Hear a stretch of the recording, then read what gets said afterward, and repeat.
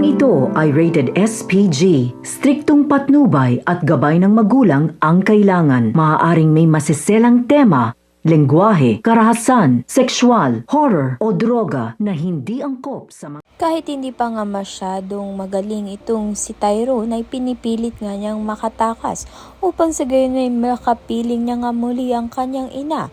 Subalit ito ngang si Darius ay may masamang balak nga dito kay Tyrone. Dahil utos sa kanya ni Melania na tapusin na nga itong si Tyrone. Kaya naman nga't nang matagpuan niya nga itong si Tyrone, may balak nga siyang tapusin na nga ang buhay nito. Sa kabilang banda naman nga, nahimatay nga itong si Tyrone at pagising niya, nasa piling na naman niya nga itong si Angel. Tila ba'y may kakaibang kilos itong si Angel na ayaw nga niyang mawala sa kanyang piling itong si Tyrone. Samantalang ito ngang si Via ay pinipressure na nga ang tauhan niya upang hang tapusin na nga itong si Tyrone.